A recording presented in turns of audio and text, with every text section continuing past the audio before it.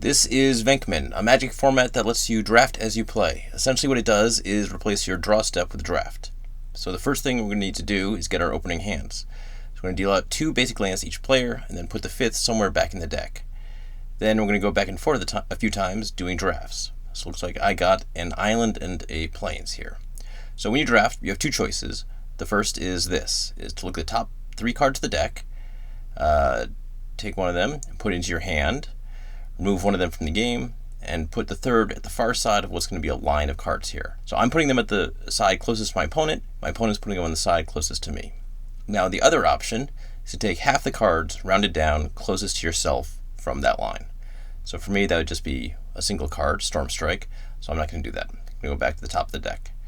So as you can see, there's lands in the deck. That is what I'm going to take here.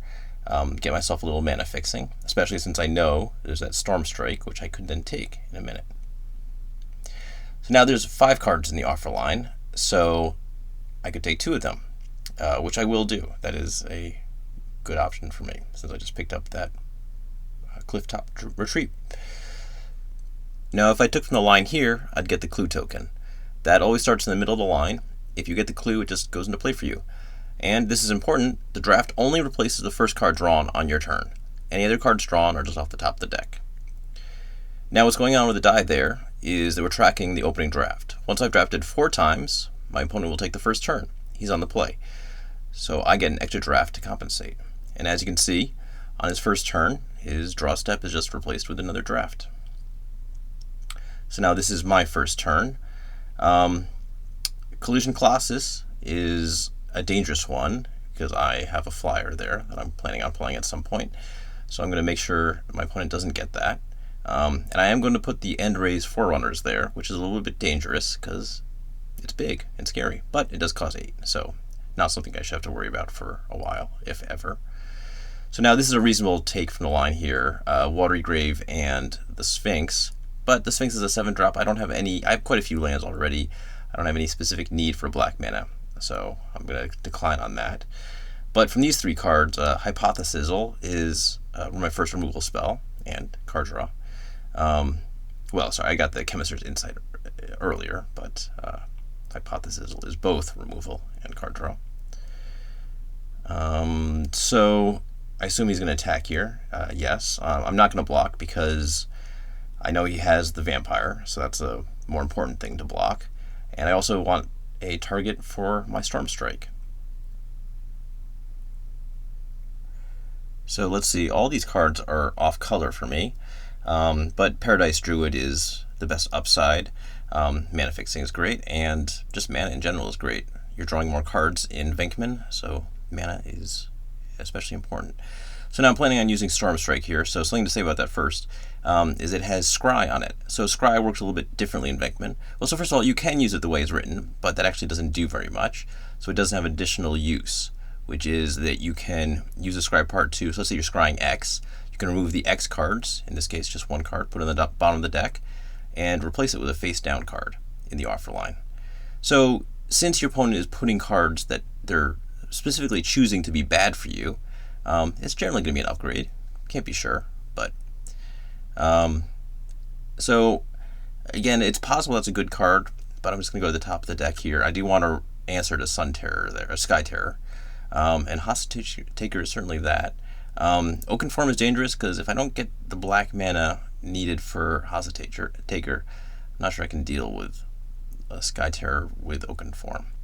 So now I'm scrying again, so I'm actually looking at this. So now I can just look at that card, and I can see that it's a Sunwing. That's great. So I could remove it, but I'm going to leave it there, because that is a card I would be happy to draw. So at this point, my opponent is taking from the line, and he's getting the clue token. And yes, he's sacrificing it right away, so just drawing a card off the top of the deck. I can't do anything about... Well, so I will block the... I can't do anything about the Sky Terror, but I'll block the Scoundrel. And my opponent is playing the Elaborate Fire Cannon, which is going to turn out to maybe be a little bit good against me. Certainly good against the Griffin. So, Force here looks great. That'll let me cast the Paradise Druid.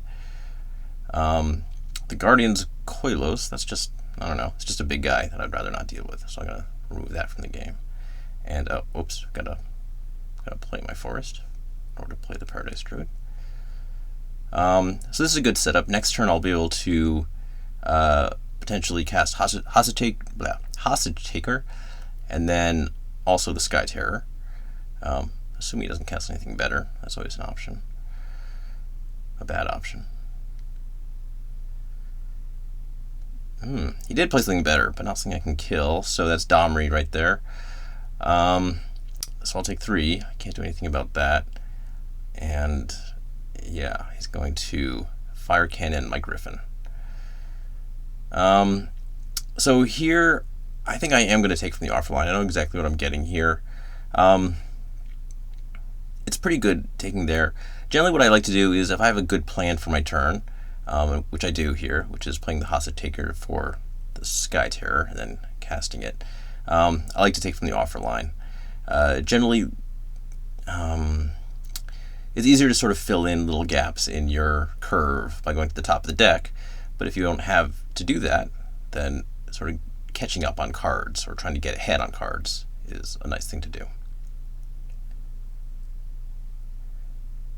So, yeah, he's just gunning down my creatures here, which is unfortunate, but kind of hard to avoid at the moment.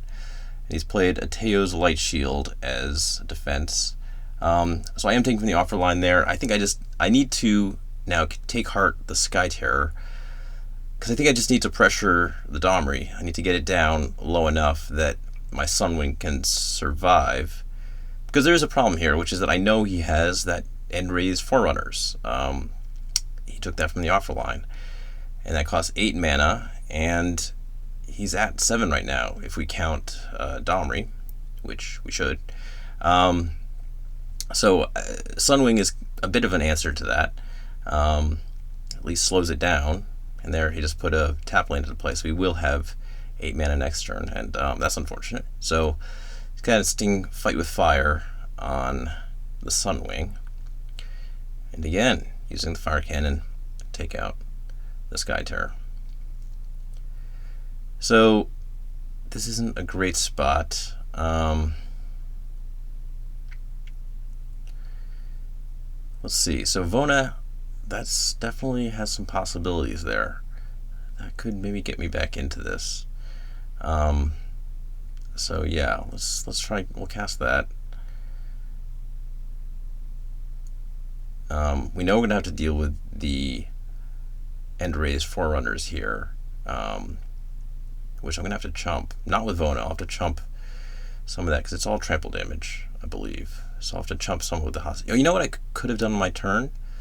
You know, that probably would have been better. I could have cast Hypothesizzle, killed the Light Shield, and then actually killed Domri. And that would have kept him off the End-Raze Forerunners. Probably not forever, but at least for a little while. So actually, you know what? That probably would have...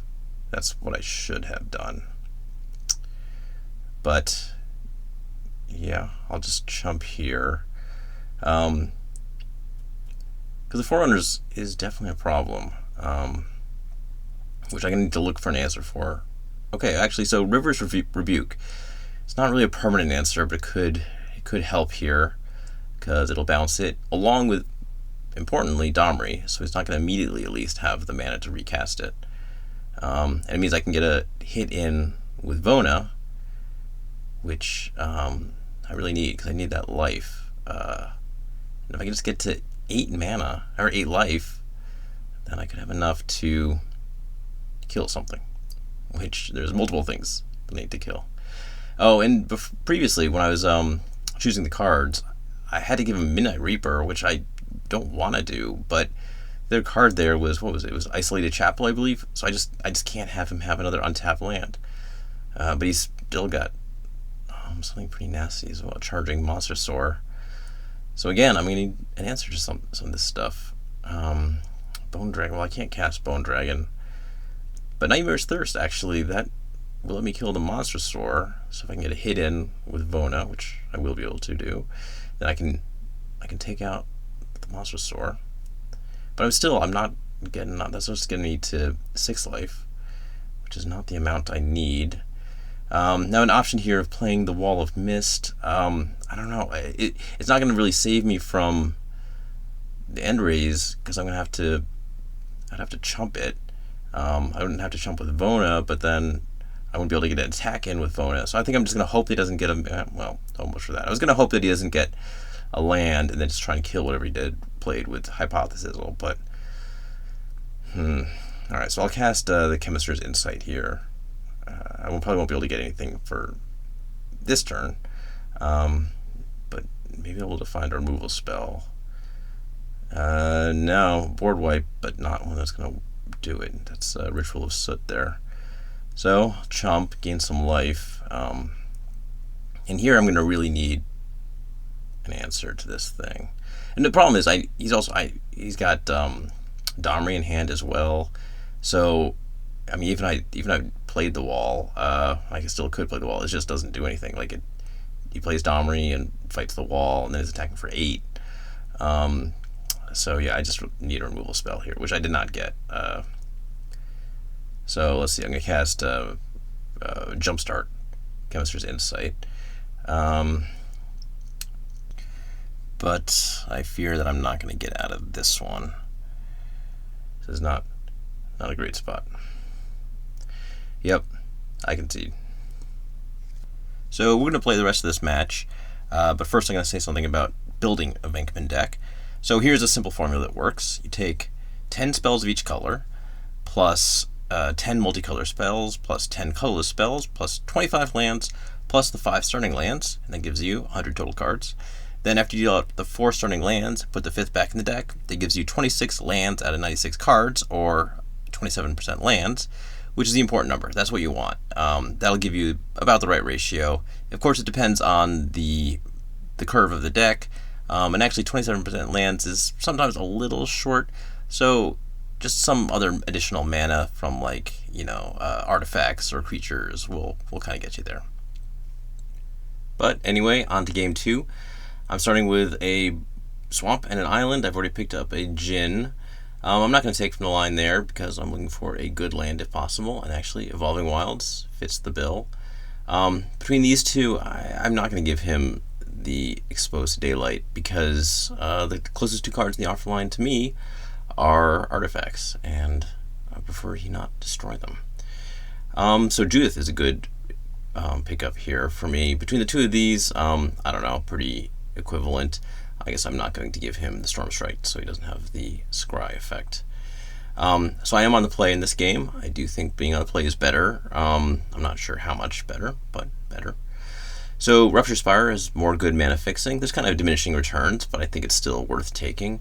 Between these, I'm not going to give him the Memorial to Genius because I started with an island, so I know that he didn't start with an island. So the hope is I can keep him off a color by not giving him that. Summoning's a good card, but I've got the Djinn, so perhaps I can blank it in the future. So now with the Evolving Wilds there, I just picked up a mountain from outside the game. I do that just because it's easier and quicker. But deck searching in general is kind of a taste thing, but I just generally don't like it. I usually don't put deck searching in the deck. And when I do, I have a rule that it's just you search the top 10 cards of the library. It's just a taste thing.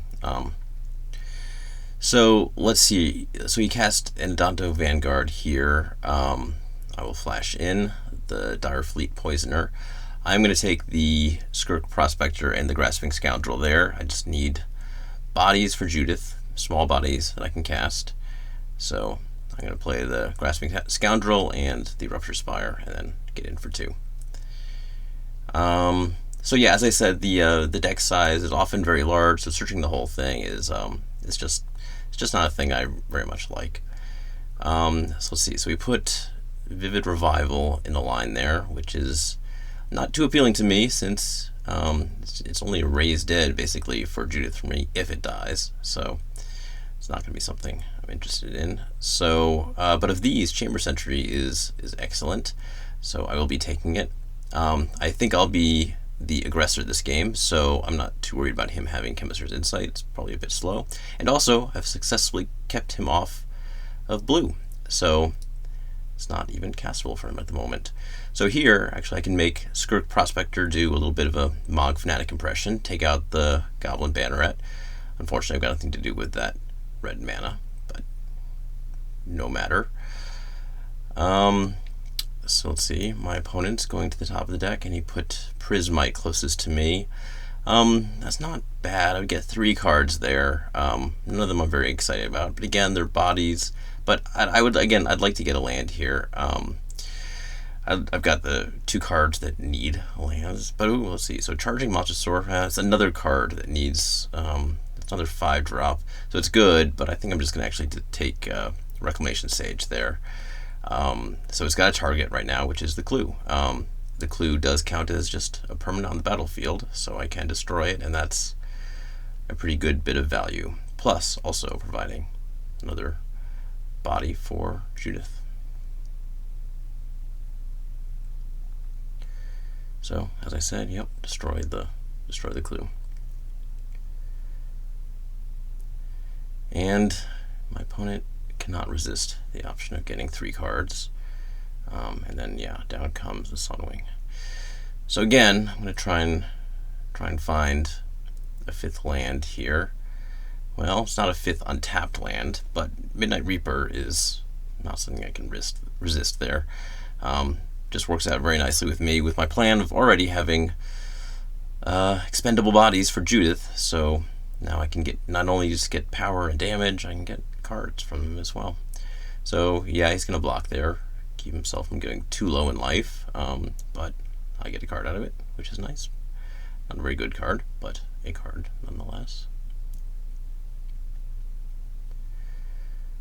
So let's see. So my opponent's taking from the line there. He's getting the Explosive Apparatus and is taking out the Midnight Reaper, which is, well, I mean, I had 2 very good targets there. I guess the Reaper is a pretty reasonable choice between the 2. Go over to the top of the deck here again. Ooh, Carnage Tyrant, but now way too far from that one. But Watery Grave does fit my needs as an untapped land for my Djinn of Wishes at the moment, and then in the future, perhaps my Chamber Sentry. So I'll play that. Am I going to attack here? No, I'm not going to attack. Paradise Druid's a good card, but so is Judith. I think he'd trade, and that's not a trade I'd be happy with. So, Stomping Ground is what he's putting into the line, which is pretty good for me, because that would allow me to play the Chamber Sentry next turn with 5 counters, as well as Terramander, so that's pretty good. So let's see, he's collision Colossusing my Djinn, or I guess just the collision part of it. So yeah, I'm gonna take that, play the Stomping Ground, and then play out the Chamber Sentry with 5 counters on it, as well as the Terramander.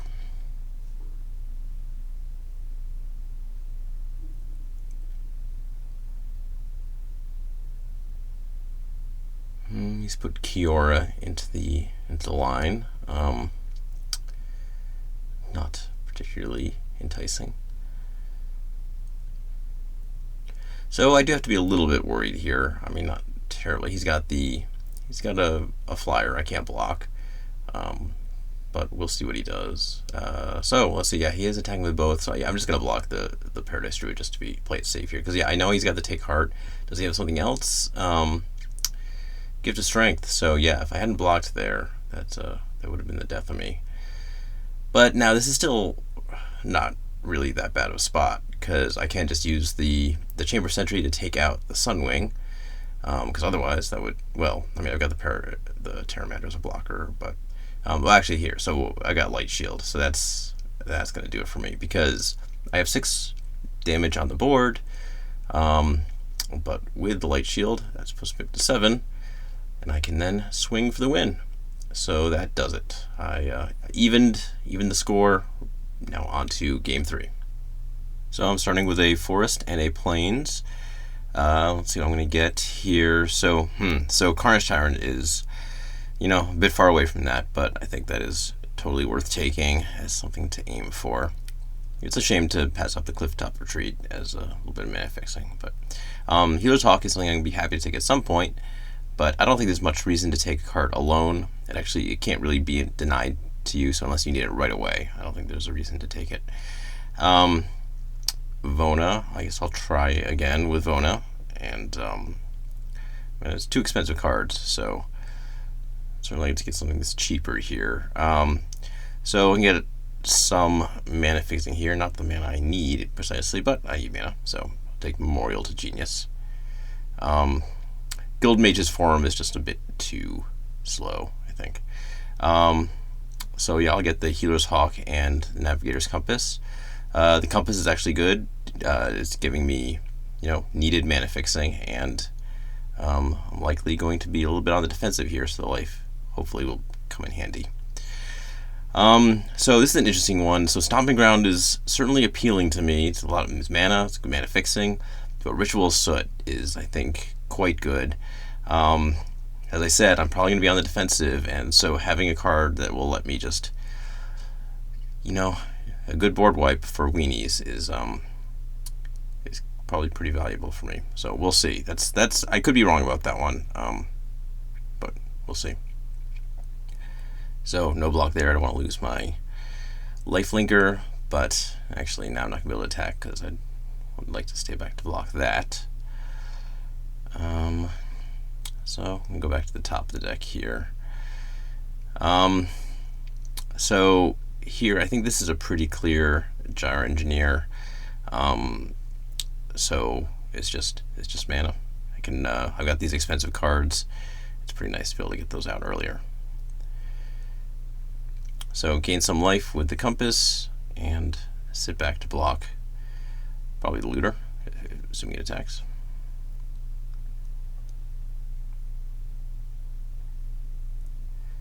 And well, I guess never mind, because my opponent's playing the Pirate's Cutlass. So I'll just block the Fiend at this point. I really need to get the Fiend off the battlefield because my plan is to play the Gyre Engineer this turn, and it would not be good for me if that just dies from a Fiend. So here I will play the Gyre Engineer, but take some damage because I'm sort of not blocking.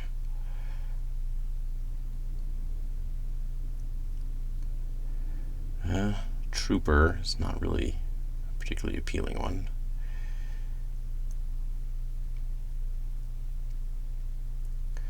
And Burglar Rat, I've got a card to throw away for that one. So yeah, back to the deck for this. We'll pick. With the Gyre Engineer, I think just expensive cards is what I want. Pretty soon I can start spinning them out. So, well, actually, this turn I can play Vona. So we'll see. He's not going to be able to answer them all. Certainly not Carnage Tyrant easily, which I will be able to cast next turn.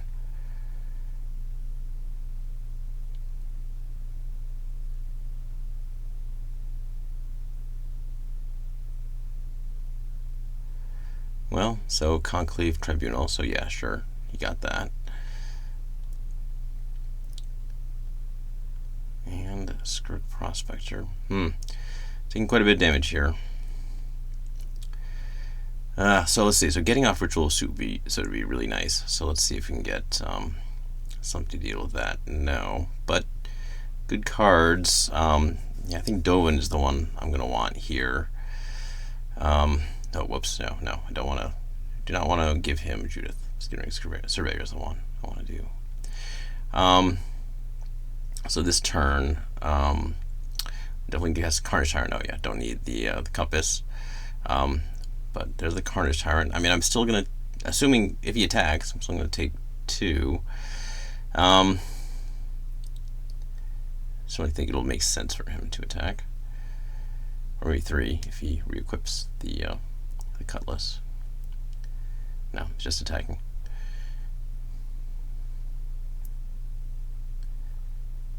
And take 2. So perhaps I should say something about the cards that go in this. This is kind of built. Venkman is kind of built that any cards can go in here.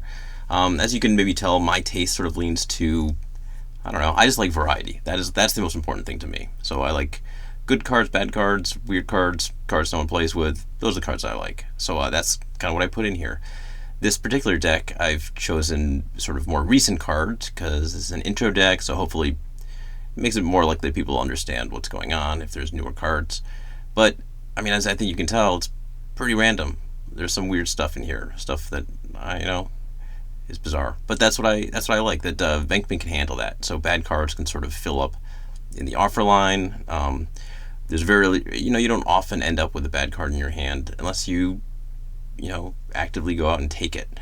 And it's a nice thing, I think, that you sort of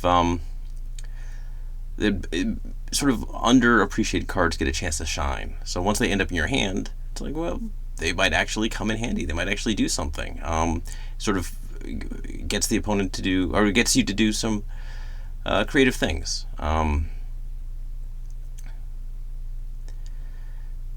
Anyway, but what's going on here is that I've cast Dovin, I'm blocking with Carnage Tyrant, I'm Nightmares Thirsting the Ministrant, which he is now using Macabre Waltz to bring back the Ministrant and the Fiend.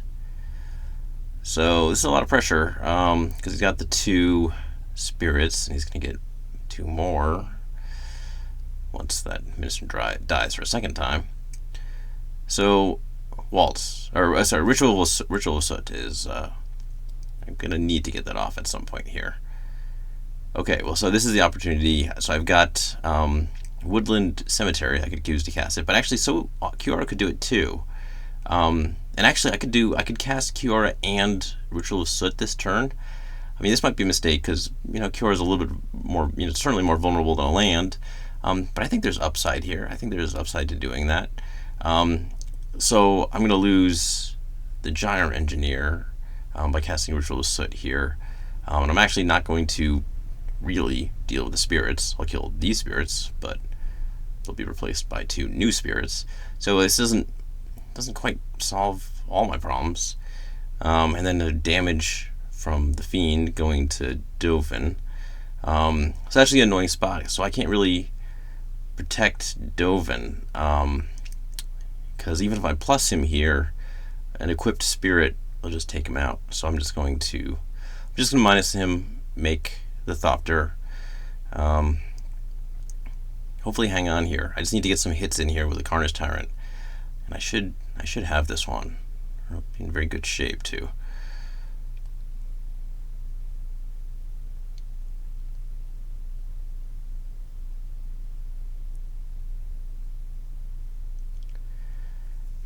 So yeah, that's pretty decent. I mean, it's not going to deal with my Carnage Tyrant, but Obnixilis is whatever his name is, Obnixilis.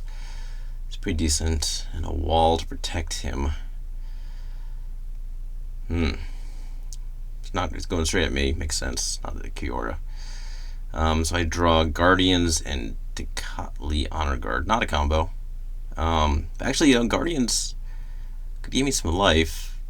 Draw me a card. Oh, and so by the way, when I took from the offer line there, I took 2 cards. It's just 1 damage because a draft is replacing a single draw, so therefore it counts basically as a single draw. So for the purposes of Obnixilis, that's just a single damage. So anyway, yeah, I'm going to cast the Guardians here. Draw a card, lose a life, which I prefer not to, but it does let me return the Compass to my hand, which I'll replay for another 7 life. Well, net 2 life and a card. But I'm certainly under some pressure here. I don't think, I just needed to pressure, or to get Obnixilis down from 3 loyalty, because I just can't let him kill any more of my creatures. Unless I didn't cast anything except, I didn't have anything in play except Carnage Tyrant, which don't think was the right move. But now at this point, now can I so Oakenform is so close. That's 10 damage. So he can block the Guardians, and the Carnage Tyrant is just 10 damage. So it's just 1 damage short. But Siren's Ruse, so I guess that can let me. I can use that on the Guardians. I can do that same trick over again. So that would let me get a little bit more life. So I'm going to directly attack the opponent here. But okay. So Dire Fleet Poisoner. So I'm going to lose the Carnage Tyrant. Guardians are getting blocked. But yeah, I'm going to use this trick. I'm going to use the Ruse to blink the Guardians, draw another card, lose another life, draw Terramander, return the Compass to my hand, replay the Compass, go back to 5, cast Shana, and what I need here is this blocker. So use Cure to untap the land, use a Compass, turn it into an island to play Terramander. Okay. This is still not a great spot. It's very close here.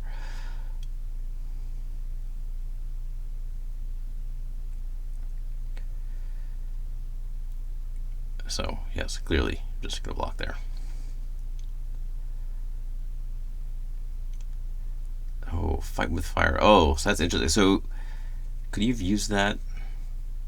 Oh god, he was a damage short. So if he'd used that on the Terramander, he could have attacked in for 3. Then Nicholas does another 1. So it would have been just a damage short. So he had to use it on the Guardians. But this does it here for me. Or it should do it. Well, we'll see what he has. But cast the Mosasaur. That makes Shana into a 2/2. So attacking. Oh, no. There it is. That's the game. And the match. So, I hope you were interested in Venkman. I hope you try it out. It's quite a bit of fun. Throw some deck cards together, try it out. Enjoy.